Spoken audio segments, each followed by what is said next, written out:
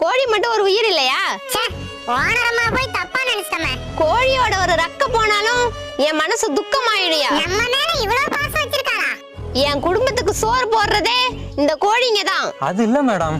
நிறுத்தியா?